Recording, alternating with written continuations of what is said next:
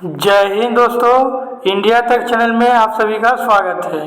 भारतीय इतिहास का यह दूसरा क्लास है और आज के इस क्लास में हम सिंधु सभ्यता या हड़प्पा सभ्यता के बारे में पढ़ेंगे। सिंधु सभ्यता या हड़प्पा सभ्यता का यह नाम कैसे पड़ा या इसका नाम सिंधु या हड़प्पा ही क्यों है, इसके बारे में हम जान लेते हैं। तो सिंधु नदी के किनारे बसे होने के कारण इस सभ्यता का नाम सिंधु सभ्यता पड़ा है। क्या क्या? सिंधु नदी के किनारे बसे होने के कारण इस सभ्यता का नाम सिंधु सभ्यता रखा गया है। साथ ही जिस स्थल की पहली बार खुदाई की गई उसका नाम हड़प्पा है, इसीलिए इस सभ्यता का नाम हड़प्पा सभ्यता रख दिया गया। जैसे कि सिंधु सभ्यता या हड़प्पा सभ्यता, ये दोनों नाम आपको दिया रहेगा और दोनों का मतलब देखिए, ये एक स्थल का नाम है, ये भी स्थल का नाम है, ठीक है, दोनों अलग अलग। लेकिन चूंकि सिंधु नदी के किनारे था इसलिए इसे सिंधु सभ्यता और सबसे पहले खुदाई किया गया स्थल हड़प्पा था, इसीलिए इसे हड़प्पा सभ्यता के नाम से जाना जाता है। अब इसके समय अवधि की बात कर लेते हैं। तो इसकी समय अवधि 2500 BC से लेकर 1750 BC तक मानी गई है। इसके समय अवधि कहाँ से कहाँ तक है? 2500 BC, 2500 ईसा पूर्व से लेकर के 1750 ईसा पूर्व तक। कुछ जगहों पे इसमें आपको कंट्राडिक्शन भी दिखेगा और कुछ जगहों पे आपको 2300 ईसा पूर्व से लेकर के 1700 ईसा पूर्व तक भी मिलेगा। तो दोनों में आपको बस ध्यान में रखना है, अगर ऑप्शन के हिसाब से आपको काम करना है। ऐसा नहीं कि दोनों में एक ही दे देगा, दोनों जगह दो एक ही, मतलब दोनों ऑप्शन दे देगा, ऐसा नहीं है, कोई एक ही देगा, तो ध्यान रखिएगा। चलिए अब आगे बढ़ते हैं देर न करते हुए। सिंधु सभ्यता के विशेषताओं के बारे में हम जान लेते हैं। सिंधु सभ्यता का नाम हमने अभी पढ़ा कि इसे सिंधु सभ्यता या हड़प्पा सभ्यता के नाम से भी जाना जाता है। यह एक कांस्य युगीन सभ्यता थी। कल के क्लास में हमने आपको पढ़ाया था जहाँ नवपाषाण काल में ताम्रपाषाण काल भी आता था, मतलब कि ताम्रपाषाण काल के बारे में कल की क्लास में हमने पढ़ा था, वो आपको पाषाण युग से संबंधित था, ताम्रपाषाण काल। लेकिन अब तांबा से आगे बढ़ते हुए सिंधु सभ्यता वालों ने क्या बना लिया? कांस्य का उपयोग करना शुरू कर दिया था, इसलिए इसे कांस्य युगीन सभ्यता भी कहा जाता है। कौन सा? कांस्य युगीन सभ्यता। अब इसकी खुदाई के बारे में बात करते हैं। तो इसकी सबसे पहले खुदाई सर दयाराम साहनी ने 1921 में किया था। तो सिंधु सभ्यता का सबसे पहली बार खुदाई दयाराम साहनी ने 1921 में किया था। इसके नामकरण से बात कर लेते हैं। तो सिंधु सभ्यता का नामकरण जॉन मार्शल ने किया था। कौन? जॉन मार्शल ने। ध्यान रखिएगा, यहाँ से एक क्वेश्चन पूछा जाता है कि सिंधु सभ्यता की खुदाई सबसे पहले किसने किया था? तो दयाराम साहनी ने 1921 में। इसका नामकरण जॉन मार्शल ने किया था।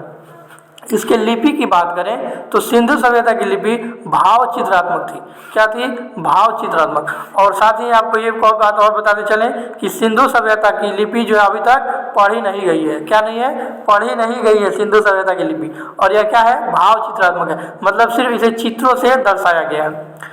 बात करें यहाँ की समाज की, तो सिंधु सभ्यता का समाज जो था मातृ सत्तात्मक था, मतलब वहाँ पे माता लोगों की प्रधानता थी। जैसे कि अभी हमारा जो समाज है पुरुष प्रधान है, वैसे वो स्त्री प्रधान समाज था, वहाँ स्त्रियों की प्रधानता थी। सड़कों की बात करें तो सिंधु सभ्यता की सड़कें समकोण पे काटती थी, एक दूसरे को समकोण पर काटती थी। कौन से? सिंधु सभ्यता की सड़कें। लेकिन इसमें एक अपवाद भी है, बनवाली की सड़कें समकोण पे ना काट कर टेढ़ी मेढ़ी होती थी। क्या होती थी? बनवाली की सड़कें टेढ़ी मेढ़ी होती थी। तो ध्यान रखना है, सिंधु सभ्यता की सभी सड़कें क्या है? समकोण पे है। लेकिन एक बनवाली एक ऐसा स्थल है जिसकी सड़कें क्या है? टेढ़ी मेढ़ी है। अब बात करते हैं नाली की। तो सिंधु सभ्यता की नालियाँ ढकी हुई होती थी। क्या होती थी? ढकी हुई। सिंधु सभ्यता की नालियाँ ढकी हुई होती थी। विदेशी व्यापार का भी यहाँ से साक्ष्य प्राप्त हुआ है। तो सिंधु सभ्यता वाले विदेशी व्यापार फारस या ईरान के साथ करते थे। ठीक है, अब आगे बढ़ते हैं इसके आकार के बारे में। तो सिंधु सभ्यता का आकार त्रिभुजाकार है। क्या है? त्रिभुजाकार। जैसे कि आप ध्यान से देखिएगा भारत के मैप में, तो ये कुछ इस तरह से आपको दिखाई देगा। सिंधु सभ्यता ऊपर से आपको नहीं, ये सर्कल आ गया, ऊपर से आपको भारत के मैप में इस तरह से जाना होगा और फिर यहाँ से जाकर के यहाँ, तो इस तरह से ये त्रिभुजाकार है। कौन सा? सिंधु सभ्यता त्रिभुजाकार है। बस आपको यही याद रखना है। अब पूजा की बात करते हैं कि सिंधु सभ्यता वाले पूजा किसकी किया करते थे? तो सिंधु सभ्यता वाले पशुपति भगवान अर्थात भगवान शिव की पूजा किया करते थे। कौन? सिंधु सभ्यता वाले पशुपति भगवान क्योंकि वहाँ से पशुपतिनाथ की मूर्ति मिली है। तो इसीलिए ये माना गया है कि सिंधु सभ्यता वाले शिव भगवान की पूजा करते थे। साथ ही इनका जो समाज था या ये लोग ये समतावादी थे। समतावादी का मतलब सभी को समान भाव से देखना। अब आगे बढ़ते हैं मोहरों पर। यहाँ के सिंधु सभ्यता के मोहरों पे बैल का या एक सींग वाले गैंडे का चित्र मिला है। कौन सा? बैल का या एक सींग वाले गैंडे का। ध्यान रखिएगा, ये क्वेश्चन पूछा हुआ है। सिंधु सभ्यता में एक सींग वाले गैंडे का या बैल का चित्र मिला है मोहरों पर। ध्यान रखिएगा, सिंधु सभ्यता के मोहरों पे बैल का चित्र या एक सींग वाले गैंडे का चित्र मिला है। लेकिन यहाँ क्या नहीं मिला है? यहाँ गाय का और शेर का कोई प्रमाण नहीं मिला है। मोहरों पे नहीं मिला। ये गाय थी लेकिन उनकी कोई प्रमाण नहीं मिला है। अब बताते हैं कि ये लोग कौन सा मेटल यूज करते थे। तो ये कांसा यूज करते थे। देखिए 9 पाषाण काल वाले क्या यूज करते थे? तांबा। लेकिन उससे आगे बढ़ते हुए देखिए कांसा तांबा से ही बनता है मिक्स करके, लेकिन कांसा तांबा से ज़्यादा मजबूत होता है। और ये साथ ही कपास की खोज भी सिंधु सभ्यता वाले ने किया था। तो सिंधु सभ्यता वाले किससे किससे परिचित थे? कांसा से परिचित थे और तांबा से, कांसा और कपास से परिचित थे। तांबा तो पहले से ही था। तांबा से परिचित की बात करें तो ताम्रपाषाण काल में ही हो गया था। ये किससे परिचित नहीं थे? तो ये लोहा और तलवार से परिचित नहीं थे। साथ ही आपको ये भी याद रखना है कि ये गाय और शेर का कोई भी अवशेष वहाँ नहीं पाया गया है। सिंधु सभ्यता की मोहरे सेल खड़िया की बनी होती थी।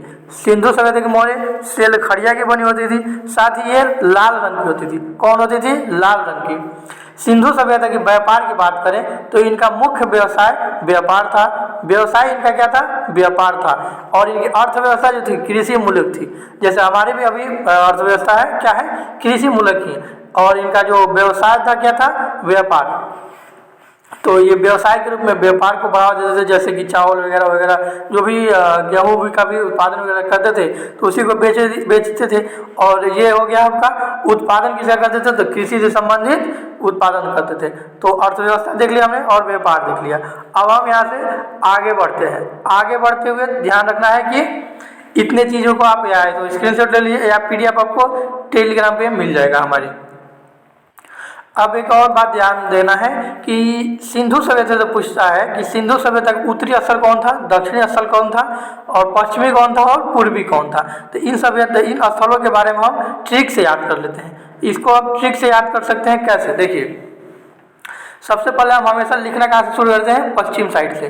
तो सबसे पहले हम पश्चिम से लिखना शुरू करते हैं, ठीक है। और आज भी हम पश्चिम से ही शुरू करेंगे।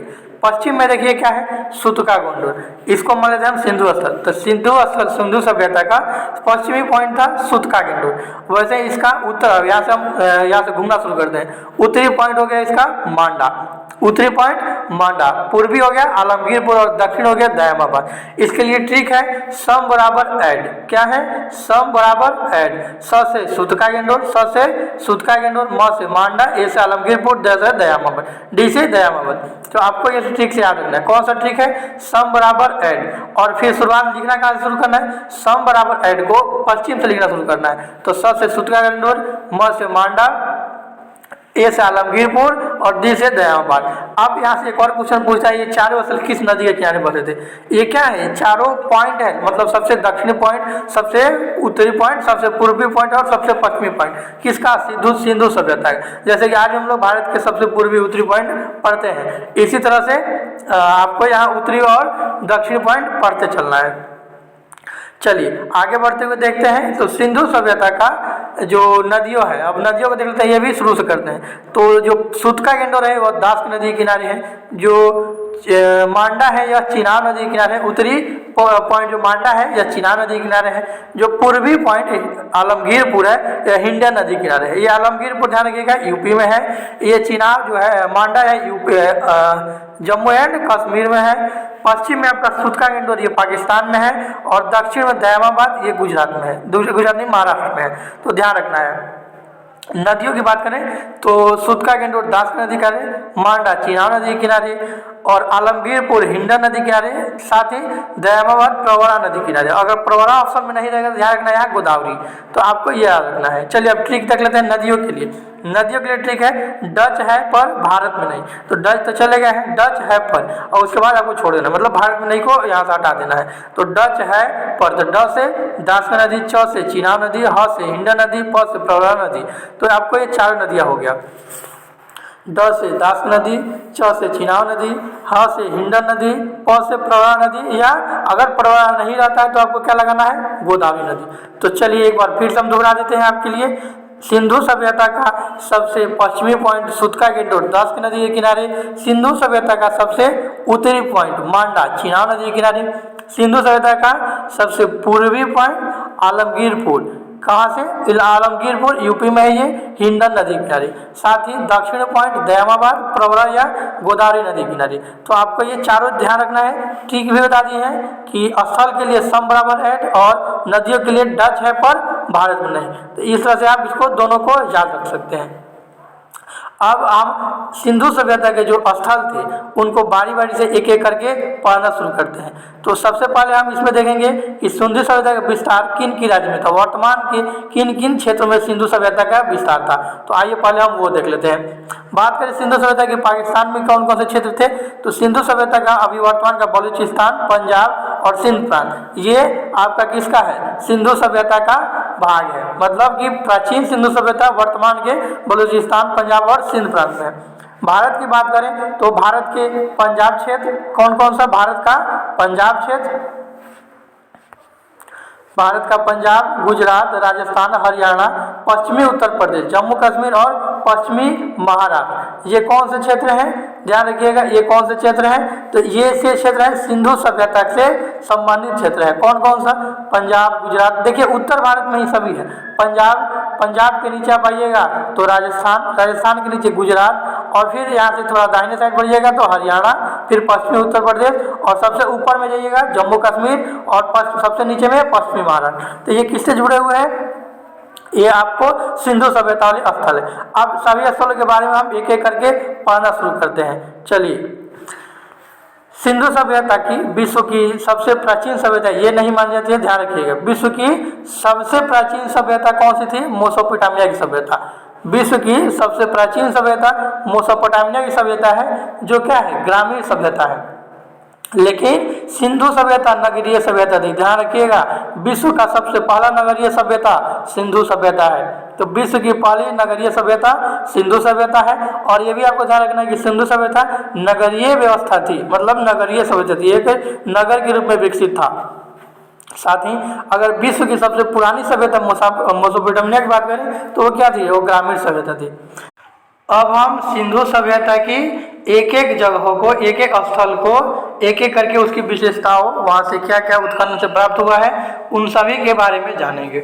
सबसे पहले हम हड़प्पा के बारे में जानते हैं। तो हड़प्पा जो है रावी नदी के किनारे स्थित है। कहाँ पे, रावी नदी के किनारे। यहाँ से एक स्वस्तिक का चित्र मिला है, स्वस्तिक का चित्र मिला है, स्वस्तिक का चिन्ह मिला है, साथ ही कुम्हार का चाक मिला है, ताबूत मिला है और हाथी का अवशेष पाए गए हैं। ध्यान रखिएगा, हाथी का अवशेष, जिंदा हाथी तो मिलेगा नहीं, तो क्या मिला है, हाथी का अवशेष मिला है। तो हड़प्पा कालीन इतने 4 चीजें आपको याद रखना है। कौन सा, सबसे पहले यह रावी नदी किनारे स्थित है, यहाँ से स्वस्तिक का चित्र मिला है, किसका, स्वस्तिक का, साथ ही कुम्हार का चाक का चित्र मिला है, ताबूत मिला है और हाथी का अवशेष मिला है। आइए हम हड़प्पा काल से संबंधित कुछ और तथ्यों को जानते हैं। हड़प्पा से प्राप्त होने वाले साक्ष्यों की बात करें तो यहाँ से शंख का बना बैल भी मिला है। यहाँ से एक उर्वरता की देवी का चित्र मिला है, उर्वरता की देवी का चित्र आपको हड़प्पा से ही मिला है। अब उर्वरता की देवी कौन सी है, तो देखिए एक फीमेल देवता को बनाया गया है, जिनके भ्रूण से एक पौधे को निकलता हुआ दिखाया गया है, पौधे को निकलता हुआ दिखाया गया है, जिन्हें उर्वरता का देवी मान लिया गया है। तो उर्वरता की देवी का चित्र हड़प्पा से मिला है। साथ ही ईंटों के वृत्ताकार चबूतरे भी मिले हैं, जिसको आप ध्यान से हटा सकते हैं। ये इंपॉर्टेंट है, आपको इसको ध्यान रखना है कि यहाँ से 837 कब्रिस्तान मिले हैं और साथ ही समाधियां भी मिली है। कौन से मिले हैं, 837 कब्रिस्तान। अभी 837 कब्रिस्तान क्या है, तो एक ही लाइन में 37 लोगों को जैसे दफनाया गया है, या इस तरह से 837 कब्रिस्तान मिले हैं। यहाँ से गेहूं तथा जौ दोनों के अवशेष मिले हैं। हड़प्पा कालीन स्थल से गेहूं और जौ के दोनों का अवशेष मिला है। साथ ही यहाँ पीतल से बना हुआ इक्का मिला है। बर्तन और मछुआरे का खुदा हुआ चित्र मिला है, जिससे यह पता चलता है कि हड़प्पावासी मछलियों के भी शिकार करते थे। यहाँ से 2 टीलों का भी साक्ष्य मिला है। 2 टीले कौन कौन से हैं, मतलब कि 2 नगरों का। पूर्वी टीला नगर का होता था, पश्चिमी दुर्ग होता था। पश्चिमी टीला दुर्ग टीला, मतलब एक वाला टीला जिसमें एक ऊंचाई वाला स्थल जिसमें नगर पूरे स्थल था, और दूसरा में दुर्ग होता था जिसमें इसका हेड वगैरह रहता था लोग। इसकी स्थिति की बात करें तो देखिए वर्तमान स्थिति इसकी किसकी, हड़प्पा की। तो ये पाकिस्तान के मोंटगोमरी जिला में स्थित है। हड़प्पा वर्तमान पाकिस्तान के मोंटगोमरी जिला, जिसे वर्तमान साहिवाल कहा जाता है, यह पाकिस्तान में स्थित है। साथ ही रावी नदी के बाएं तट पर स्थित है। ध्यान रखिए, रावी नदी के बाएं तट पे। आप अगर रावी नदी का मैप देखिएगा तो इस तरह से मिलेगा। तो ये हो गया इसका दायां तट, ये रावी नदी दूसरी साइड जाती है तो ये हो गया इसका दायां तट। तो मतलब कि इस साइड में ही है कौन सा, हड़प्पा सभ्यता। तो आपका हड़प्पा के बारे में हमने पूरे डिटेल बता दिया। हड़प्पा से क्या क्या मिला है एक बार ध्यान से देख लीजिए। हड़प्पा से आपको स्वस्तिक का चित्र मिला है। सबसे पहले हमने क्या देखा था, स्वस्तिक का चित्र मिला है। और स्वस्तिक के चित्र के बाद आपको और वहां से क्या क्या मिला है, तो चाक मिला है कुम्हार का चाक के बाद ताबूत मिला है, हाथी का भी वहां से चित्र मिला है। साथ ही वहां श्रमिक आवास और उर्वरता की देवी भी मिला है, उर्वरता की देवी का भी चित्र। तो श्रमिक आवास कहाँ से मिला है, हड़प्पा से। इसमें नहीं है, आप ध्यान रखिएगा, हमको याद है बता दे रहे हैं। श्रमिक आवास भी आपको हड़प्पा से मिला है। तो श्रमिक आवास, संघ का बना शैल, उर्वरता की देवी का चित्र, उसका 837 कब्रिस्तान, बर्तन पर बना मछुआरे का चित्र, ये सभी कहाँ से मिला है, हड़प्पा से। हड़प्पा बसा कहाँ हुआ है, तो रावी नदी के किनारे, रावी नदी के बाएं वाले किनारे पे। चलिए अब आगे बढ़ते हैं और दूसरा टॉपिक लेते हैं। हड़प्पा के बाद हमारा दूसरा जो है स्थल है वो मोहनजोदड़ो है। कौन है, मोहनजोदड़ो। मोहनजोदड़ो से आपको क्या क्या मिला और क्या क्या मिलता है ये ध्यान रखना है। मोहनजोदड़ो सिंधु नदी के किनारे स्थित था। किसके, सिंधु नदी के किनारे। मोहनजोदड़ो कहाँ स्थित है, सिंधु नदी के किनारे। ध्यान रखिएगा, मोहनजोदड़ो सिंधु नदी के किनारे स्थित था। अब यहाँ से क्या क्या मिला ये भी देख लीजिए। तो मोहनजोदड़ो से कुआं का अवशेष मिला है, एक बृहद स्नानागार मिला है। कौन सा क्या मिला है, बृहद स्नानागार, और एक बहुत बड़ा अन्नागार मिला है। यहाँ से डांसर अर्थात नर्तक की एक मूर्ति मिली है, नर्तकी की एक मूर्ति मिली है। साथ ही यहाँ कब्र मिला है। देखिए कब्र यहाँ भी था, कब्र यहाँ, दोनों जगह कब्र मिला है। तो ध्यान रखना है आपको, कब्र वैसे पूछता नहीं है। 837 अगर सिर्फ पूछेगा तो 837 किसे मिला है, हड़प्पा में। और साथ ही साथ और भी क्या है, मोहनजोदड़ो में सिर्फ कब्र मिला है। लेकिन मोहनजोदड़ो की 2 चीजें क्वेश्चन हमेशा फेमस क्वेश्चन है आपका, मोहनजोदड़ो का बृहद स्नानागार और बड़ा अन्नागार। कौन सा, बृहद स्नानागार और बड़ा अन्नागार। ये मोहनजोदड़ो का फेमस जगह है, फेमस प्रसिद्ध जो है। यहाँ से क्वेश्चन पूछता है कौन कौन सा, स्नानागार और अन्नागार वाला। साथ ही घरों में यहाँ कुएं मिले हैं। घरों में प्रत्येक घर में क्या होता था, कुआं होता था। कौन सी जगह पे, मोहनजोदड़ो के घरों में कुएं का अवशेष पाया गया है। अब मोहनजोदड़ो से संबंधित और फैक्ट आपको हम दूसरे साइड में दिखाते हैं।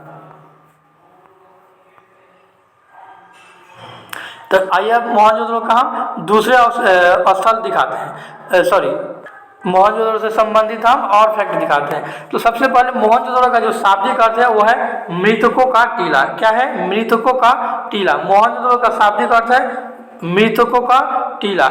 यहाँ से बृहद स्नानागार मिला है। क्या मिला है, बृहद स्नानागार। यह एक बहुत ही उल्लेखनीय स्मारक था, मतलब भवन था, भवन एक स्मारक था। तहाँ से आप देखिए ये इस स्नानागार के बारे में जॉन मार्शल ने कुछ कहा है। जॉन मार्शल ये वही थे जिन्होंने क्या किया था, नामकरण किया था। तो इन्होंने एक इसको कहा है कि यह तत्कालीन, मतलब उस समय के विश्व का यह एक आश्चर्यजनक निर्माण था। स्नानागार उस समय के समय का मतलब जब समकालीन का मतलब कि सिंधु सभ्यता के टाइम का यह एक आश्चर्यकालीन निर्माण था। साथ ही यहाँ अभिलेख युक्त सर्वाधिक मोहरें मिली है। सिंधु सभ्यता से क्या मिली है, सर्वाधिक मोहरें मिली है। विशाल अन्नागार भी यहाँ से मिला है। अन्नागार जहाँ से अन्न भंडारण किया जाता था। यहाँ से नृत्य की मतलब डांसर की मूर्ति भी मिली है। पुजारी अर्थात योगी की मूर्ति मिली है। यहाँ से पशुपतिनाथ का मूर्ति मिला है, पशुपति शिव का मूर्ति मिला है, जिससे पता चलता है कि ये लोग पशुपति भगवान का पूजा भी क्या करते थे। साथ ही और देखिए यहाँ सीपी की बनी हुई पटरी, घोड़े के दांत, गीली मिट्टी पर कपड़ा, सूती कपड़ा, बस आपको याद रखना है, बाकी इसको छोड़ देना है, इतना डिटेल याद अभी नहीं करना आपको। इसकी स्थिति की बात करें तो यह पाकिस्तान में ही स्थित है और पाकिस्तान के लड़काना जिला जो कि सिंध प्रांत में है वहाँ पे स्थित है। यह सिंधु नदी के दाएं तट पे स्थित है। कहाँ पे? सिंधु नदी के दाएं तट पे। पिछला हमने देखा कौन सा? हड़प्पा, जो कि रावी नदी के बाएं तट पे था, लेकिन यह मोहनजोदड़ो कहाँ है? सिंधु नदी के दाएं तट पे। अब मोहनजोदड़ो से प्राप्त जो शिव की मूर्ति थी उसके बारे में जान लेते हैं, क्योंकि यहाँ से भी क्वेश्चन पूछता है। मोहनजोदड़ो से योगी अर्थात पशुपतिनाथ शिव का जो मूर्ति प्राप्त हुआ है, पशुपतिनाथ भगवान शिव का जो मूर्ति प्राप्त हुआ है, उन मूर्तियों में क्या क्या है? तो उसमें नीचे है 2 हिरण, बाएं गैंडा और भैंसा है, दाएं उनके बाघ और हाथी है।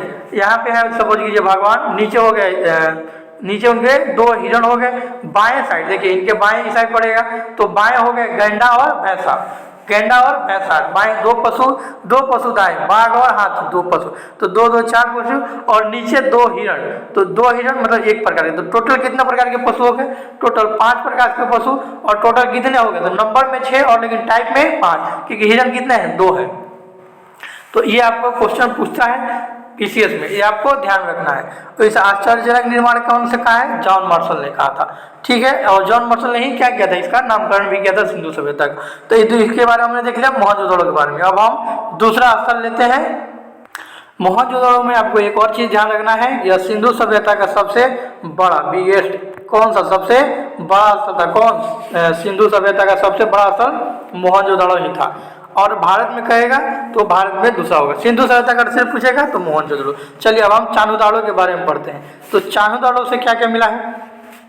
चान्होदाड़ो एक ऐसा शहर था जो दुर्ग रहित था, मतलब कि यह चारों तरफ से घिरा हुआ नहीं था, यह दुर्ग रहित था। साथ ही यहाँ से देखिए मेकअप किट भी मिला है। ये फीमेल लोगों का जो मेकअप किट होता है, जैसे कि लिपस्टिक वगैरह, ये सब मेकअप किट मिला है चान्होदाड़ो से। तो आप समझ सकते हैं कि उस समय भी फीमेल लोग मेकअप वगैरह भी करते थे लोग। तो ये जो इन लोगों का मेकअप का नेचर है, यह आज से नहीं, सिंधु सभ्यता से ही है। यहाँ से कैट डॉग का भी चित्र मिला है, जिसमें दिखाया गया कि डॉग कैट का पीछा करता हुआ है, मतलब कि बिल्ली का पीछा करते हुए कुत्ते को दिखाया गया है। इस तरह से एक चित्र मिला है। कहाँ से? चान्होदाड़ो से। तो चान्होदाड़ो से कौन कौन सा चित्र मिला जी? चान्होदाड़ो से आपको पता चला कि यह दुर्ग रहित था। तो ये इंपॉर्टेंट बन जाता है कि चान्होदाड़ो एक दुर्ग रहित शहर था। बाकी जितने भी जगह थे ये सभी में दुर्ग था, लेकिन चान्होदाड़ो एक ऐसा जगह था जहाँ पे दुर्ग नहीं था। वैसे ही हमने आपको बताया कि चान्होदाड़ो सिंधु सभ्यता की सभी सड़कें समकोण पे एक दूसरे को काटती थी, लेकिन बनवाली एक ऐसा जगह था जिसकी सड़कें समकोण पे ना होकर टेढ़ी मेढ़ी थी। तो ये जो अपवाद वाली चीज़ें हैं ये पूछता है। चान्होदाड़ो से और भी जो इम्पोर्टेंट फैक्ट है आइए उसको देख लेते हैं। चान्होदाड़ो से मनका बनाने का भट्टी कारखाना तथा भट्टी मिला। मनका मतलब कि उस समय का जो बर्तन होता था उसकी भट्टी और कारखाना कहाँ से मिला है? चान्होदाड़ो से। यहाँ से अलंकृत मतलब सजाया गया हाथी मिला है, खिलौना मिला है, लिपस्टिक भी मिला है। अब आपको ने बताया कि क्या मिला है? लिपस्टिक। कहाँ से? चान्होदाड़ो से। लिपस्टिक आपको नहीं याद रखे, क्या याद रखना है कि यहाँ से मेकअप किट मिला है, पूरा मेकअप की सामग्री अभी मिली है। वक्रकार मतलब टेढ़े ईंटें मिला हुआ, और बिल्ली का पीछा करते हुए कुत्ते का चिन्ह दिखाया गया, मतलब बिल्ली का पीछा करते हुए कुत्ते को दिखाया गया। कहाँ से? चान्होदाड़ो से। तो ये हमारा चान्होदाड़ो हो गया। अब चलते हैं आपको अगले स्थल के बारे में। हमारा अगला प्लेस है, अगला स्थल है बनवाली। बनवाली से हम आपको पहले ही बता चुके हैं कि बनवाली एक ऐसा जगह था जहाँ से टेढ़ी मेढ़ी सड़कें मिली थी। क्या मिली थी? टेढ़ी मेढ़ी सड़कें मिली थी। आइए अन्य विशेषताओं को भी देखें। बनवाली की अन्य विशेषताओं की बात करें तो देखिए यहाँ से आपको जो याद करना है, ये तारांकित भागों में विभाजित करती सड़कें, मतलब कि टेढ़ी मेढ़ी एक एक जगह कहीं से विभाजित करते हुए सड़कें थी। अब इसको जैसे ये तारांकित भाग है, इसको आप ऐड करके देखिए, ये कहीं भी से भी सीधी नहीं है, ये क्या है? तारांकित भागों में विभाजित सड़कें हैं। तो इस तरह से आपको इसे ध्यान में रखना है। साथ ही आपको बनवाली से एक चीज़ और ध्यान रखना है कि यहाँ से देखिए, इसको आप याद नहीं रखना है, बस इसको ध्यान रखना है। जो ये ऊपर वाला पॉइंट है, यहाँ से 3 हो, जैसे कि कोई भी चीज़ होता है तो उसके 3 कालखंड होते हैं, उसका शुरुआत, साथ ही उसका विकसित और साथ ही उसका पतन। तो यहाँ से बनवाली के ऐसा स्थल है सिंधु सभ्यता का जहाँ से तीनों प्रकार के सिंधु संस्कृति प्राप्त हुए हैं। प्राक सिंधु मतलब प्राचीन सिंधु, जब विकास हो चुका था विकसित सिंधु, और उत्तर सिंधु मतलब कि जब सिंधु सभ्यता समाप्त हो रहा था तो उस समय का भी अवशेष आपको मिले हैं बनवाली से।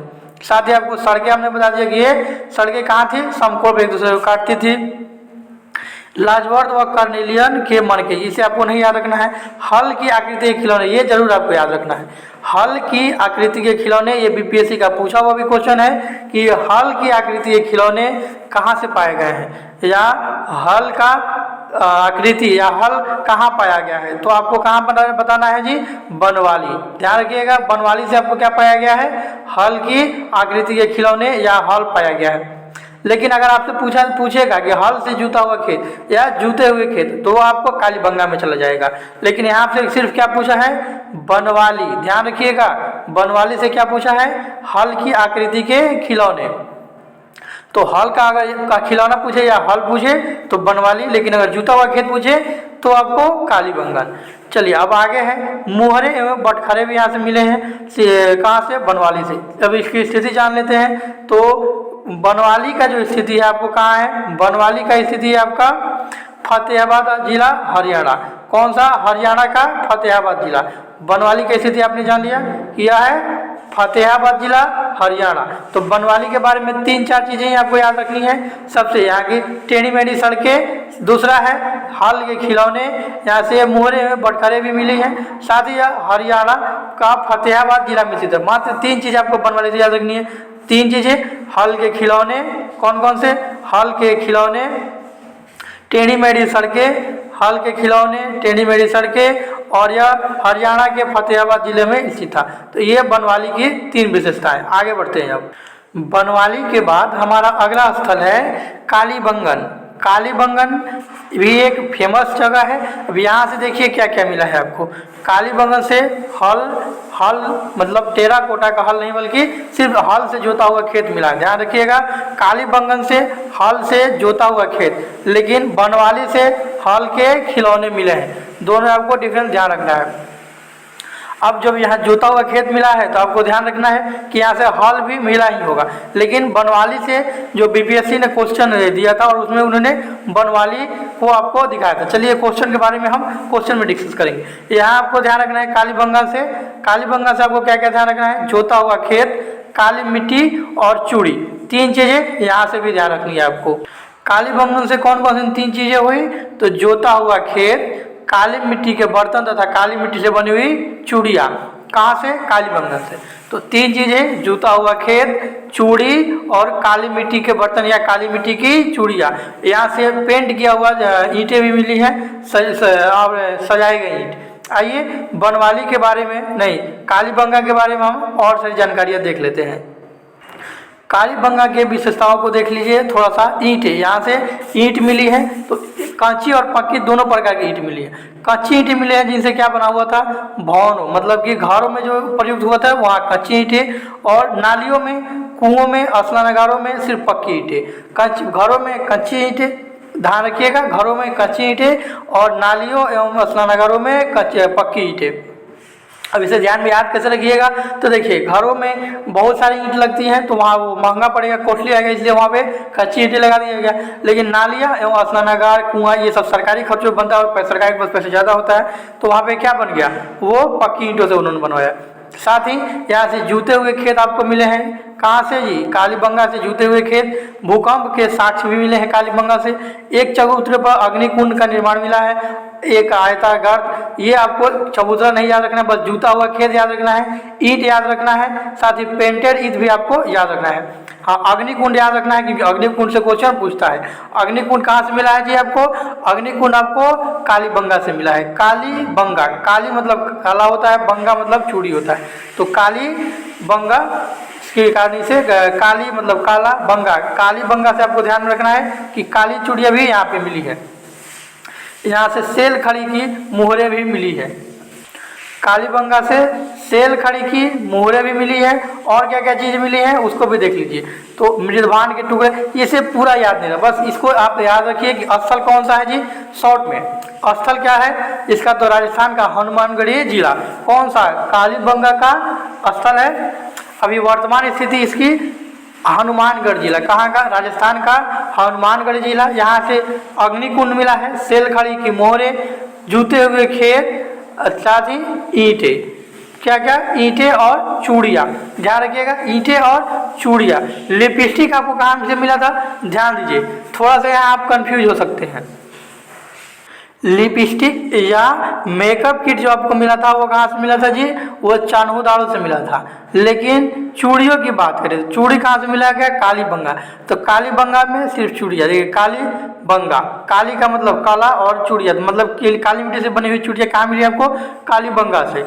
चलिए ये हो गया। साथ ही यहाँ से ईंटें थे, यहाँ से आपको कितनी चीज़ें याद रखनी? 4-5 चीज़ें हैं, जैसे कि ईंटें मिले हैं, तो ईंटें कच्ची और पक्की दोनों प्रकार के, जूते हुए खेत मिले हैं, अग्नि कुंड मिला है, बस। और यह राजस्थान के हनुमानगढ़ जिला में स्थित है। तो बस यहाँ से आपको यही 4 चीज़ें मेनली ध्यान रखना है। कहाँ से? कालीबंगा से। चलिए अब अगला स्थल लेते हैं, अगले स्थल के बारे में पढ़ते हैं। सूर्यकोटदा हमारा अगला प्लेस है। अगला प्लेस है सूर्यकोटदा। सूर्यकोटदा से क्या क्या मिला है? तो सूर्यकोटदा से घोड़े का अवशेष मिला है। साथ ही यह सी पोर्ट के लिए भी विख्यात था। सी पोर्ट मतलब बंदरगाह, बंदरगाह। अब बंदरगाह से आपको 2 बंदरगाह स्थल याद रखना है। बंदरगाह सूर्यकोटदा में भी बंदरगाह था और लोथल में भी बंदरगाह था। दोनों में अंतर क्या था? देखिए 2 जगह पे भी बंदरगाह हो ही सकते हैं, लेकिन सूर्यकोटदा में जो बंदरगाह था यहाँ पे सिर्फ सॉरी थोड़ा सा इनकन्वीनियंस हो गया। तो चलिए आगे बढ़ते हैं और हम बता रहे थे आपको सूर्यकोटदा और लोथल के बारे में। देखिए बंदरगाह में दोनों में अंतर क्या है? जो आपको सूर्यकोटदा से जो बंदरगाह है मिला है वो वहाँ पे सिर्फ बंदरगाह मतलब कि व्यापार की चीज़ें प्रयोग होती थी। लेकिन जो लोथल वाला बंदरगाह है वहाँ पे गोदीवाड़ा मिला है। अब ये गोदीवाड़ा क्या है? तो गोदीवाड़ा बंदरगाह की वो चीज़ें हैं जहाँ पे नावों का मरम्मत, साथ ही नावों के संबंध में और भी कार्य किए जाते हैं। नावों से संबंधित और कौन से कार्य हो सकते हैं? जैसे नाव का मरम्मत, नावों का बनाना, नए नाव का निर्माण, उसकी फ्यूल वगैरह डालना, ये सभी कहाँ से मिला है आपको? कहाँ गया? नावों से, सॉरी गोदीवाड़ा की बात करें तो गोदीवाड़ा आपको मिला है लोथल से, और सूर्यकोटदा से आपको सी पोर्ट मिला है, बंदरगाह। सिर्फ बंदरगाह पूछेगा तो सूर्यकोटदा, लेकिन गोदीवाड़ा पूछेगा या कौन पूछेगा? बंदरगाह नगर, तो मेनली आपसे लोथल ही पूछता है, सूर्यकोटदा बहुत कम जगह पूछता है। तो दोनों में आपको अंतर ध्यान रखना है। सूर्यकोटदा की और अन्य विशेषताओं के बारे में हम बात करें तो सूर्यकोटदा देखिए 2 नगरों में विभाजित था। एक गढ़ी क्षेत्र था, एक आवास क्षेत्र था। अब इन दोनों में अंतर क्या होता है ये देख लीजिए। गढ़ी क्षेत्र जिसमें इसके हेड वगैरह रहते थे, आवास क्षेत्र रहने के लिए। दोनों में यह जो नगर था 2 दुर्गीकृत भागों में विभाजित था। कौन सा? सूर्यकोटदा। यहाँ से प्राप्त साक्ष्य क्या क्या है? तो कब्रिस्तान से कलश सावधान मिला है, मतलब सावधान मतलब कि डेड बॉडी के साथ कलश को भी दफनाया गया था। ये कहाँ से मिला है? सूर्यकोटदा से, मतलब डेड बॉडी के साथ कलश, ये सूर्यकोटदा से मिला है। घोड़े की हड्डियाँ आपको कहाँ से मिली है जी? घोड़े की हड्डियाँ भी सूर्यकोटदा से मिली है। तो सूर्यकोटदा से एक और चीज़ आपको ध्यान रखना है, यहाँ से बंदरगाह का भी अवशेष मिला है। कहाँ से? सूर्यकोटदा से। और दूसरा ही घोड़ा की हड्डी है। तो दोनों चीज़ आपको ध्यान रखनी है। घोड़े की हड्डियाँ, यहाँ 3-4 चीज़ें ही मिली। घोड़े की हड्डी, कब्रिस्तान से कलश सावधान, आवास क्षेत्र 2 भागों में विभाजित है, ये आपसे कभी नहीं पूछेगा। तो कौन कौन सा हो गया? कलश सावधान, हड्डी, और तीसरा क्या था? पोर्ट, सी पोर्ट मतलब कि बंदरगाह। अब हम चलते हैं अगले स्थल की तरफ। सूर्यकोटदा के बाद हमारा अगला स्थल है लोथल। लोथल एक अगला स्थल के साथ ये बहुत ही महत्वपूर्ण स्थल भी है। यहाँ से गोदीवाड़ा की जो है, गोदीवाड़ा भी आपको बताया कि नावों का मरम्मत, साथ ही उसके जो भी पार्ट पुर्जे वगैरह है यहाँ पे सभी कार्य किए जाते हैं, उसको गोदीवाड़ा बोला जाता है। और सिर्फ जहाँ पे आता जाता है उसको सी पोर्ट या बंदरगाह बोला जाता है। यहाँ से मोहरें मिली हैं, दरवाजे इसकी सड़क की ओर खुली होती थी। हमने आपको बताया कि सिंधु सभ्यता की जो सड़कें थी वो समकोण पे एक दूसरे को काटती थी, लेकिन बनवाली इसका अपवाद था जहाँ पे सड़कें टेढ़ी मेढ़ी होती थी।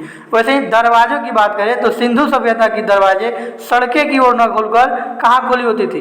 दरवाजे सड़क की ओर न खुल करके घर के पीछे की तरफ खुलती थी, मतलब घर के सामने न खुल करके रोड के सामने न खुल करके दरवाजे पीछे की ओर खुलती थी, क्योंकि जो बच्चे हैं वो रोड पे जाके कुचले न जाए, इसलिए। इसको ध्यान में रखते हुए सिंधु सभ्यता की जो सभी सड़कें थी वो घर के कहाँ खुलती थी? जैसे कि ये रोड हो गया तो रोड की तरफ ना खुलकर रोड के भी दूसरे तरफ मतलब पीछे की ओर खुलती थी। आपको ध्यान रखना है सिंधु सभ्यता की सड़कें पीछे की तरफ खुलती थी, घर के पीछे की तरफ। लेकिन ये लोथल में एक जैसा जगह है जहाँ से आपको सड़कें कहाँ मिलेंगी? तो सड़कें आपको सड़कें नहीं, दरवाजा जो है सड़कों की ओर मिलेगी। ध्यान रखिएगा, पढ़ने थोड़ी सी कठिनाई होगी थी। लोथल की जो सड़कें हैं, सड़कें नहीं दरवाजे हैं, दरवाजे सड़क की ओर खुलते, बाकी अन्य जगहों की जो दरवाजे हैं वो सड़क की ओर ना खुल करके घर के पीछे की ओर खुलते थे। ऐसा इसलिए क्योंकि बच्चे आगे से निकल कर सड़कों पे कुचले न जाए, इसलिए घर के जो दरवाजे थे वो सड़क की ओर ना खुल करके घर के सड़क के पीछे वाले, मतलब घर के पीछे वाले दूसरे क्षेत्र में खुलते थे। लेकिन अब आपको ये लोथल में फिर दरवाजे सड़क की ओर क्यों खुले गए? तो लोथल एक बहुत बड़ा नगर था, यह व्यापार के लिए फेमस था, तो इसके दरवाजे सड़क पर बनाने जरूरी थे ताकि जो भी सामान है ये डायरेक्ट रोड पे लोड है और इसे सी पोर्ट मतलब ये गोदवाड़ा में भेजकर दूसरी जगह व्यापार के रूप में भेजा जा सके। साथ ही यहाँ से युगल सावधान में मिला है। कहाँ से जी? युगल सावधान मिला है आपको लोथल से, और यह भोगवा नदी के किनारे स्थित था। लोथल भोगवा नदी के किनारे स्थित था। इसकी नदी विस्तार भी आपसे पूछता है, ये भी ध्यान रखिएगा। कौन कौन सा हुआ? हड़प्पा रावी नदी के किनारे। हड़प्पा कौन सा? रावी नदी के किनारे। एक बार नदियाँ ध्यान से देख लीजिए। हड़प्पा रावी नदी के किनारे, हड़प्पा रावी नदी के किनारे। मोहनजोदड़ो सिंधु नदी के किनारे, मोहनजोदड़ो सिंधु नदी के किनारे। चन्हुदड़ो में यह किसी नदी के किनारे नहीं था। उसके बाद आता है आपका लास्ट लोथल। लोथल आपका भगवा नदी के किनारे, लोथल भोगवा नदी के किनारे। तो इस तरह से आपको इसे याद रखना है। अब हमारा एक अंतिम प्लेस है रंगपुर। देखिए लोथल के बारे में थोड़ा सा और पहले हम डिटेल जान लेते हैं। लोथल का एक सबसे बड़ी विशेषता है कि यह पश्चिमी एशिया से व्यापार के लिए एक प्रमुख बंदरगाह था। कौन? लोथल। इसीलिए इसकी सड़कें कहाँ खुली होती थी? सड़कें नहीं, इसके दरवाजे सड़कों की ओर खुली होती थी। इसके घरों के दरवाजे सड़कों की ओर खुली होती थी। किसकी? लोथल की, ताकि सामान डायरेक्ट इसे लोड किया जा सके। यहाँ से जहाज़ों की गोडी या डॉक यार्ड मिला है। जहाज़ों की गोडी या डॉक यार्ड, ये पहले भी आपको बता चुके हैं कि जहाज़ों की गोदी या डॉक यार्ड लोथल से मिला है, क्योंकि यह बहुत बड़ा बंदरगाह शहर था। अगला है यहाँ से और क्या क्या अवशेष मिले हैं? तो यहाँ से फारस की मुद्रा मिली है, जिसे पता चलता है कि यहाँ से फारस के साथ भी व्यापार होता था। यहाँ पके रंगों में पके हुए रंगों के पात्र मिले, बर्तन मिले हैं, पके हुए बर्तन, कच्चे नहीं बल्कि पकाए हुए, और साथ ही इसे रंगा गया था। सिंधु सभ्यता की जो बर्तनें थे ध्यान में रखिएगा वो लाल रंग की थी। कौन सी? लाल या गेरुआ रंग की। यहाँ से धान मतलब कि चावल और बाजरा के अवशेष मिले हैं। फारस की मोहर मिली है, घोड़े की लघु मूर्तियाँ मिली है, और 3 युगल समाधियाँ मिली है। मतलब एक साथ 3 लोगों को दफनाया गया था। कहाँ? लोथल में। इसकी स्थिति क्या है? इसकी वर्तमान स्थिति है अहमदाबाद जिला गुजरात, और यह भोगवा नदी के तट पर बसा हुआ था। तो आपको बस इसमें कौन कौन सा चीज़ याद रखना है? तो यह अहमदाबाद जिला गुजरात में बसा हुआ था, मतलब कि गुजरात के अहमदाबाद जिला में पड़ता था अभी के वर्तमान के समय के। और साथ ही यह भोगवा नदी किनारे स्थित था। यहाँ से 300 को एक साथ दफनाए जाने की आपको क्या मिला है? साक्ष्य मिला है। यहाँ यह एक गोदी यार्ड या डॉक यार्ड जगह था बस, और फारस से यहाँ की मोहरें पाई गई है। इतना ही 3-4 चीज़ें आपको किसके बारे में ध्यान रखना है? तो लोथल के बारे में। लोथल एक बंदरगाह शहर था, इसे डॉक यार्ड भी बोल सकते हैं, क्योंकि यहाँ नावों की मरम्मत भी की जाती थी। फारस की मुद्रा मिली है, धान चावल के अवशेष मिले हैं, 3 युगल सावधान मिले हैं एक साथ, मतलब कि 3 लोगों को दफनाया जाना, और अहमदाबाद जिला गुजरात में यह स्थित है। किसके नदी के किनारे? तो भोगवा नदी के किनारे। चलिए अब हम अगला स्थल देखें। हमारा अगला स्थल है रंगपुर। कौन सा? रंगपुर। और रंगपुर से हमें सिर्फ क्या मिला है? धान की भूसी मिली है। तो रंगपुर से क्या मिला है? धान की भूसी। अन्य विशेषताएं हम अगले स्लाइड में दिखाते हैं। रंगपुर से सिर्फ धान की भूसी मिली है, और आपको यही एक याद रखना है रंगपुर से। अब हमारे इस स्लाइड में कुछ स्थलों के बारे में छूट गया है, तो हम आपको उसको भी डिटेल्स में एक बार बता देते हैं कौन कौन से छूटे हैं, और उनके बारे में पढ़ लेते हैं। क्योंकि ध्यान दीजिएगा यह क्लास लंबा हो रहा है थोड़ा सा, क्योंकि हमने इस क्लास में सभी जो भी इंपॉर्टेंट पॉइंट है सिंधु सभ्यता से या हड़प्पा सभ्यता से, उन सभी पॉइंट को हमने एकत्र करने की कोशिश किया है। तो अभी हमने पढ़ा रंगपुर के बारे में, और लोथल के बारे में हम पढ़ चुके हैं। हमारे कुछ और भी अन्य महत्वपूर्ण स्थल है, जैसे कि धौलावीरा। यहाँ से आप हमको लिख कर रख लीजिए कि 67 और 68 बीपीएससी में पूछेगा ही पूछेगा। अब ये क्यों पूछेगा? क्योंकि ध्यान रखिएगा इस साल इसे यूनेस्को की विश्व धरोहर सूची में शामिल किया गया है। किसको? धौलावीरा को। जो धौलावीरा का भी टूटे फूटे जो स्थल है, इसे यूनेस्को के विश्व धरोहर स्थल में शामिल किया गया है। इस साल यूनेस्को द्वारा इसे विश्व धरोहर स्थल में शामिल किया गया है, वर्ल्ड हेरिटेज साइट में। ध्यान रखिएगा किसको? धौलावीरा को। तो ऐसा क्वेश्चन पूछ सकता है कि वो कौन सा हड़प्पा कालीन या सिंधु सभ्यता कालीन स्थल है जिसे इस साल क्या किया गया है, करंट में पूछेगा। इस साल इसे यूनेस्को की विश्व धरोहर सूची में शामिल किया गया है, तो वो है धौलावीरा। अब हम धौलावीरा की विशेषताओं के बारे में जान लेते हैं। तो धौलावीरा की विशेषताएं हैं, यह एक आयताकार नगर था, यह एक आयताकार नगर था जो कि 3 भागों में विभक्त था। एक किला वाले नगर, एक मध्य नगर, एक निचला नगर। मध्य नगर व्यापारियों के लिए, किला वाले नगर शासकों के लिए और निचला नगर आमजन के लिए। यहाँ से जो सबसे महत्वपूर्ण चीज़ है और जो महत्वपूर्ण क्वेश्चंस बनते हैं वो ये है कि यहाँ से एक विशाल जलाशय मिला है। सबसे उन्नत जल प्रबंधन प्रणाली कहाँ की थी? सबसे उन्नत जल प्रबंधन प्रणाली आपको धौलावीरा की ही थी। कहाँ की? धौलावीरा की। अब ध्यान रखिए, धौलावीरा से आपको क्या याद आएगा? देखिए तो धौला से मतलब धोने जैसा कुछ याद आ रहा है, धौला से धोने वाला, तो इस तरह से हम बोले धुलाई वगैरह। तो विशाल जलाशय होगा तभी तो धुलाई होगा।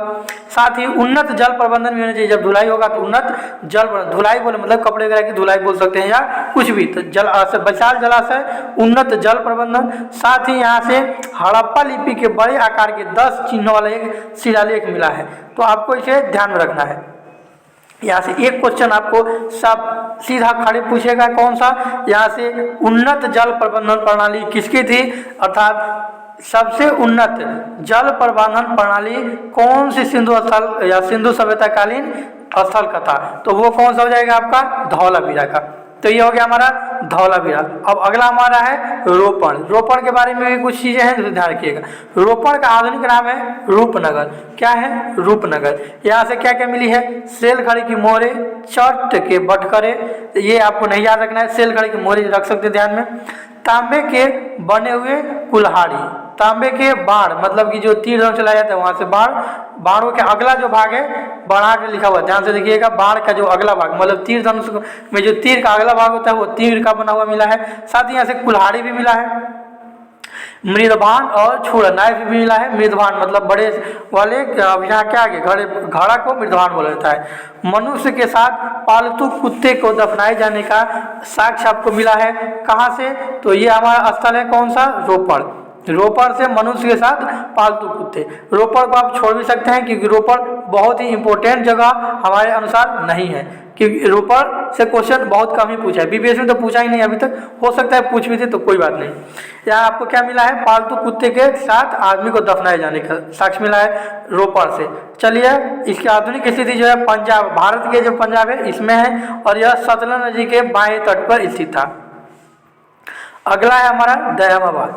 दयामाबाद की विशेषताओं के बारे में हम जान लेते हैं। यह सिंधु सभ्यता का सबसे दक्षिणी स्थल था। हमने आपको जब बताया था सम बराबर एड मतलब लास्ट वाला दयामाबाद, वो किस नदी के किनारे स्थित था? याद कीजिए तो यह किस नदी के किनारे स्थित था? दयामाबाद। तो उसको किस ट्रिक से याद कर रहे थे? डच है पर भारत में नहीं, तो भारत में नहीं हटा देना था। डच है पर मतलब प्रवरा या कौन सा? प्रवरा या गोदावरी। अगर प्रवरा ऑप्शन नहीं रहेगा तो गोदावरी, क्योंकि ऑलरेडी यह क्वेश्चन में पूछ चुका है।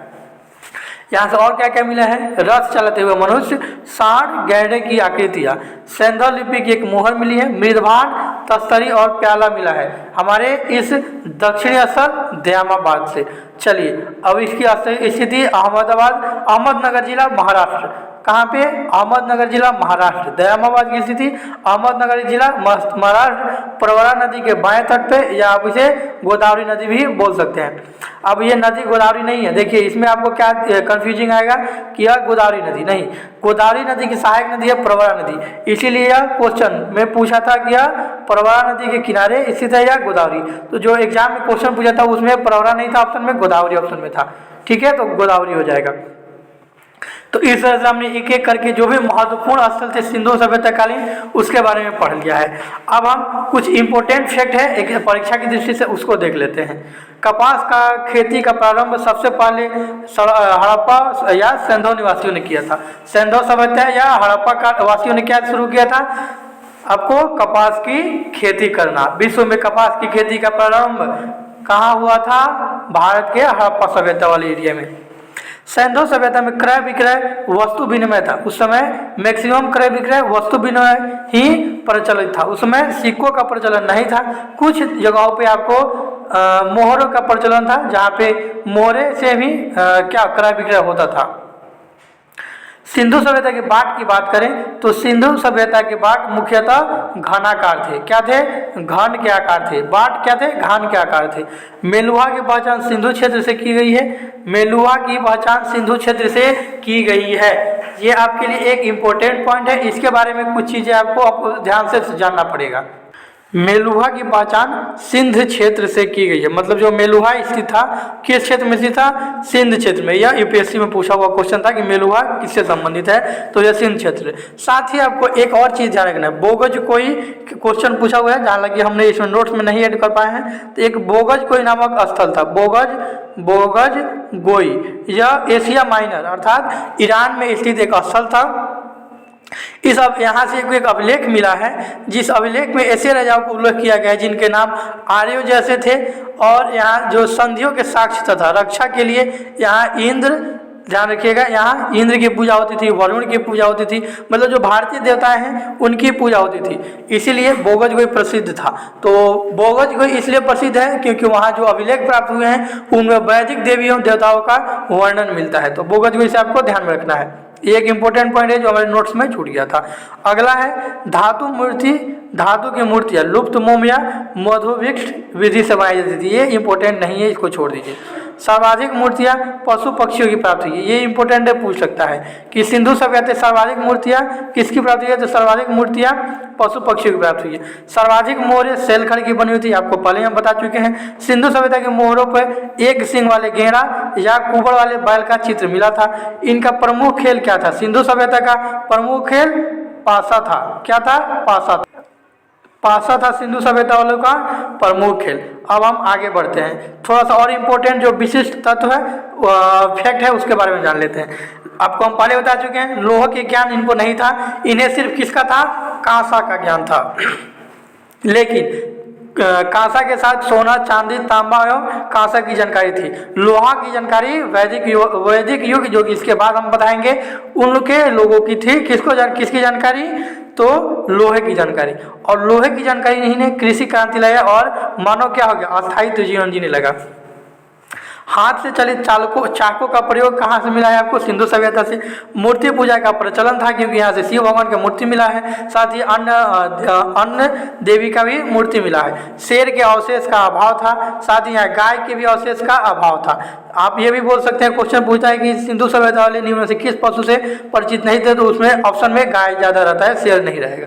तो शेर से और गाय से अपरिचित थे।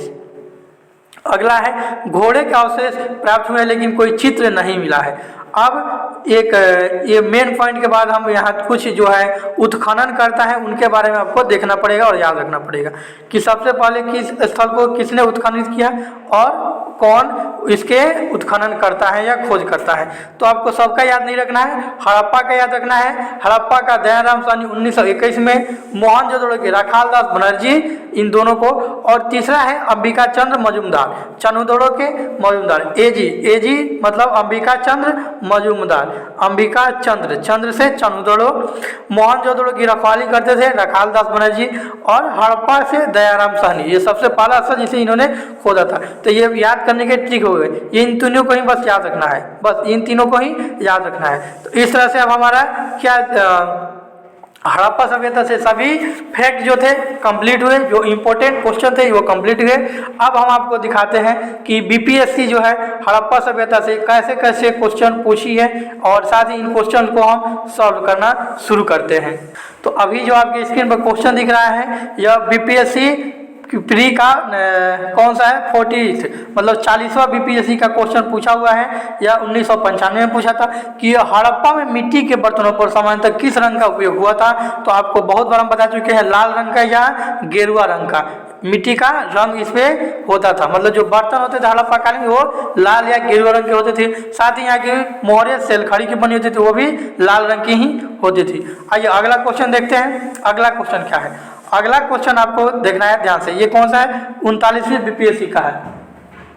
39वीं बीपीएससी का क्वेश्चन है जो कि आपके स्क्रीन पर दिख रहा होगा। इसके बारे में देखते हैं। सिंधु सभ्यता निम्नलिखित में से किस युग में पड़ता है? तो सिंधु सभ्यता किस युग में पड़ता है, ये ध्यान से अगर आप मेरा क्लास देखोगे तो पिछले वाले क्लास में आपको हम ऑलरेडी बता चुके हैं सिंधु सभ्यता किस युग का था। हमने पूरे युग को मतलब पूरे ऐतिहासिक काल को 3 भागों में बांटा था।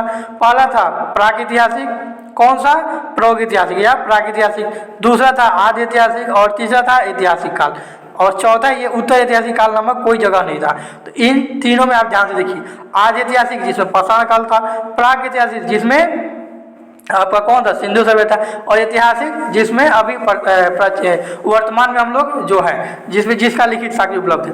आदि ऐतिहासिक में आपको हमने बताया था वैसा काल नहीं, पहले हम प्रागैतिहासिक जाएं। प्रागैतिहासिक में वैसा काल जिसका लिखित स्रोत उपलब्ध नहीं है उसे प्रागैतिहासिक कहा था हमने। प्रागैतिहासिक जिसका लिखित साक्ष्य उपलब्ध नहीं है, जिसका उपलब्ध है लेकिन पढ़ा नहीं गया है आदि ऐतिहासिक, जिसका उपलब्ध है और पढ़ा भी गया है ऐतिहासिक काल, जैसे वैदिक सभ्यता और उसके बाद के काल। तो आपको हमने ये तीनों से आप समझ सकते हैं कि प्रागैतिहासिक में पाषाण काल, आदि ऐतिहासिक में सिंधु सभ्यता और ऐतिहासिक काल में वैदिक युग और उसके बाद के ऐतिहासिक काल। तो इस तरह से आपको ये व्याख्या भी हो गया। तो आप इसका आंसर क्या देंगे, तो इसका आंसर हो जाएगा आपका आदि ऐतिहासिक काल। कौन सा, आदि ऐतिहासिक काल। तो इसे आपको ध्यान में रखना है, आदि ऐतिहासिक काल से ही संबंधित है कौन सा, सिंधु सभ्यता। अब हम अगले क्वेश्चन की तरफ बढ़ते हैं। देखिए सिंधु, अब अगला क्वेश्चन है आपका सिंधु घाटी सभ्यता की सबसे महत्वपूर्ण विशेषता क्या है। तो बीपीएससी का यह कौन सा क्वेश्चन पूछा हुआ है, यह 2017 63वीं बीपीएससी में पूछा गया यह क्वेश्चन है कि सिंधु सभ्यता की सबसे महत्वपूर्ण विशेषता कौन सी है। तो सिंधु सभ्यता की क्वेश्चन, एक सेकेंड,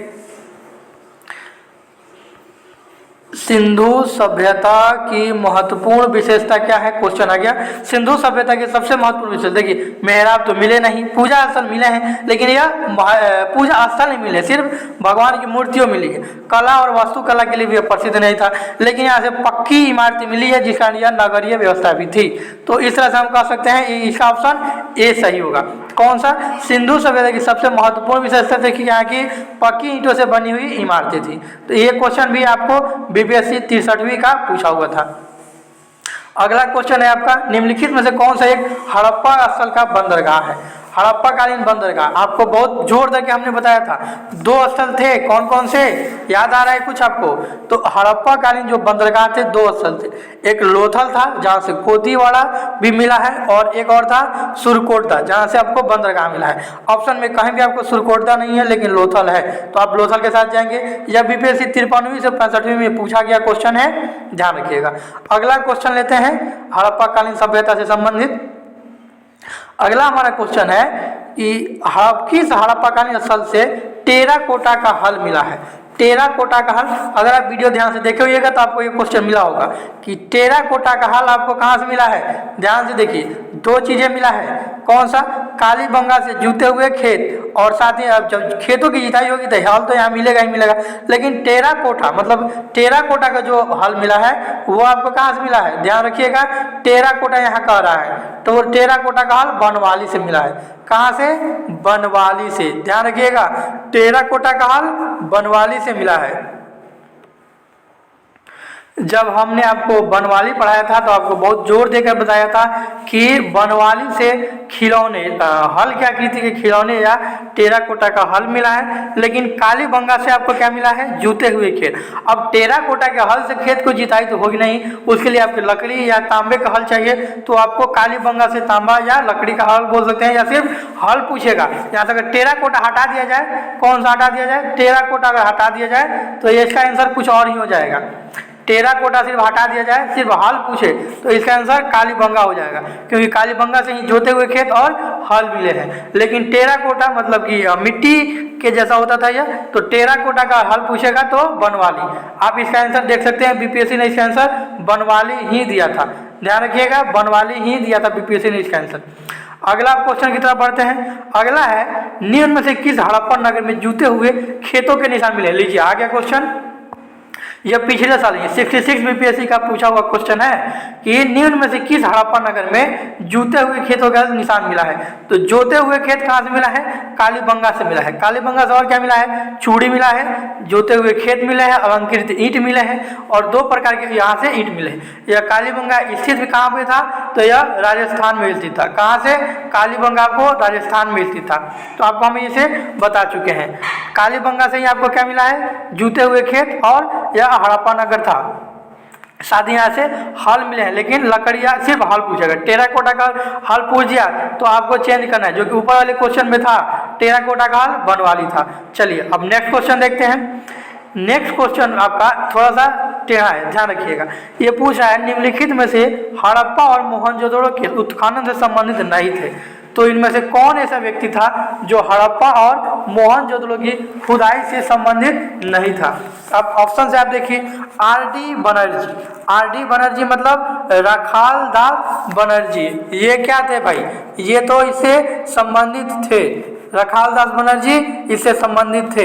रखालदास बनर्जी ही ने क्या खोज किया था? मोहनजोदड़ो की। ठीक है। सिंधु का कौन किए थे? तो सिंधु के किए थे। इसमें देखिए, इसमें नाम नहीं दिया है, सिंधु वाले का नाम था जो 1921 में उन्होंने खोज किया था, और उनका नाम भी हमने आपको बताया। यहाँ आपको ध्यान देने वाली चीज़ है कि ये सारी चीज़ें आप नहीं पढ़े हुए। रखालदास बनर्जी से संबंधित थे, लेकिन ये नहीं पूछा है। क्वेश्चन ध्यान से देखिएगा, उत्खनन से संबंधित नहीं थे, मतलब कोई एक ही होगा जो संबंधित नहीं होगा। तो रखालदास बनर्जी तो थे।